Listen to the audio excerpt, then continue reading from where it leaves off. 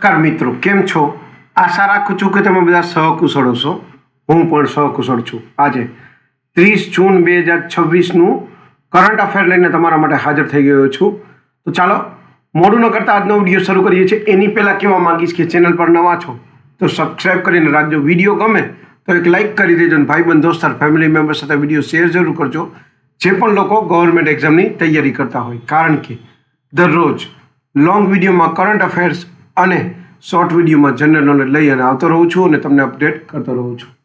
તો ચાલો મોડું ન કરતા આજનો વિડીયો શરૂ કરીએ છીએ. 30 જૂન 2026 કરંટ અફેરનો પહેલો પ્રશ્ન છે, DRIVનો પ્રથમ વૈશ્વિક બ્રાન્ડ એમ્બેસેડર કોને બનાવવામાં આવ્યું? સાચો જવાબ છે MS ધોની. બીજો પ્રશ્ન છે, વિક્રમ સારાભાઈ અંતરિક્ષ કેન્દ્રના નવા નિયામક તરીકે કોની નિમણૂક થઈ? સાચો જવાબ છે ઉન્નતિ કૃષ્ણન પી રાજીવ. ત્રીજો પ્રશ્ન છે, ભારતનો પ્રથમ ઓફશોર એરપોર્ટ કયા રાજ્યમાં બનાવવામાં આવશે? સાચો જવાબ છે મહારાષ્ટ્ર. ચોથો પ્રશ્ન છે, કયા રાજ્યની જાંબલી અરહર ને GI ટેગ 2026 મળ્યો? સાચો જવાબ છે મધ્યપ્રદેશ. પાંચમો પ્રશ્ન છે, લેબર સ્ટેમ્પ્સ ડેન્જર પુસ્તકના લેખક કોણ છે? સાચો જવાબ છે કાઝુઓ ઇશિગુરો. છઠ્ઠો પ્રશ્ન છે, આંતરરાષ્ટ્રીય સંસદીય દિવસ ક્યારે ઉજવવામાં આવે છે?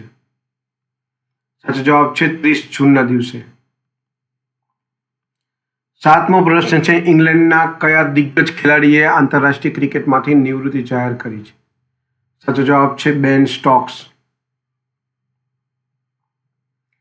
આઠમો પ્રશ્ન છે, આંતરરાષ્ટ્રીય ક્રિકેટમાં સૌથી વધુ વિકેટ લેનારી મહિલા ખેલાડી કોણ બની? સાચો જવાબ છે દીપ્તિ શર્મા. નવમો પ્રશ્ન છે, કયા રાજ્યમાં બ્રેચી બેક્ટેરિયમ નેતાજી નામની બેક્ટેરિયાની નવી પ્રજાતિ શોધાઈ? સાચો જવાબ છે પશ્ચિમ બંગાળ. દસમો અને છેલ્લો પ્રશ્ન છે, કયો દેશ સત્તાવાર રીતે 61 સંરક્ષિત સ્થળો સાથે યુનેસ્કો વિશ્વ ધરોહર રાજધાની બન્યો? સાચો જવાબ છે ઇટાલી.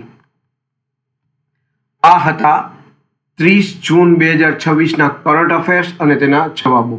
વિડીયો ગમ્યો હોય તો વિડીયોને એક લાઇક કરી દેજો. ચેનલ પર નવા હો તો સબસ્ક્રાઈબ કરીને રાખજો, કારણ કે દરરોજ લોંગ વિડીયોમાં કરંટ અફેર્સ અને શોર્ટ વિડીયોમાં જનરલ નોલેજ લઈ અને આવતો રહું છું અને તમને અપગ્રેડ કરતો રહું છું.